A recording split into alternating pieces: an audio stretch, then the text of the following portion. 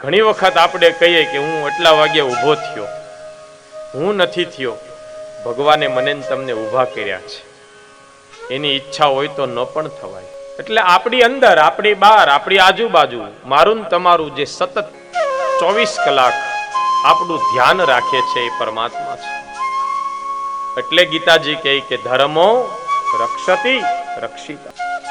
આપણે ધર્મનું રક્ષણ કરશું તો જ ધર્મ આપણી રક્ષા કરશે. અને એ ધ્રુવજીને માંગવા માટે કીધું. ધ્રુવજી કે પ્રભુ તમે મળી ગયા પછી હવે શું માંગવાનું હોય? છતાં પણ ભગવાને સામે ચાલીને ધ્રુવજીને 36,000 વર્ષનું રાજ્ય આપ્યું.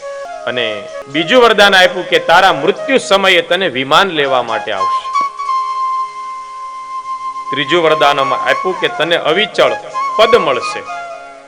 આજે પણ આકાશમાં ઉત્તર દિશામાં નજર નાખો, ધ્રુવજીનો તારો પહેલા ઉગે છે. અને ચોથું વરદાન ભગવાન કે હું તને બોનસમાં આપું છું કે સપ્તર્ષિઓ તારી પ્રદક્ષિણા કરશે. સૌથી પહેલા ધ્રુવજીનો તારો ઉગે આકાશમાં. જોવો છો ને તમે, તારા કોણે જોયો? ધ્રુવનો તારો કોણે જોયો? શાસ્ત્ર મેં એવું સાંભળ્યું છે વિદ્વાનો પાસે કે જે વ્યક્તિને ધ્રુવનો તારો ન દેખાય ને એનું મૃત્યુ 6 મહિનામાં થાય. અત્યારે કોઈ જોવા નહીં જાતા પાછા, આવું વિદ્વાનોનું કહેવું છે. એટલે કે ધ્રુવજીને આપ્યું અવિચળ રાજ, પોતાનો કરી સ્થાપ્યો. એ ધ્રુવજીની ભક્તિ છે. ભગવાને આટલું આપ્યું પણ છતાં એના મનમાં કચવાટ થયો. માગવા માટે ભગવાન કહે, અને આપણે માગીએ તો શું માગીએ?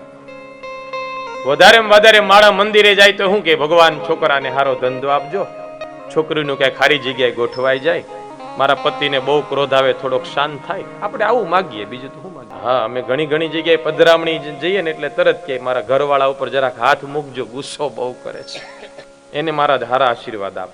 એક જગ્યાએ તો મને એક બેન કે મહારાજ એને શરદી બહુ રહી છે, હવે આશીર્વાદ આપો કે જરાક શરદી ન થાય.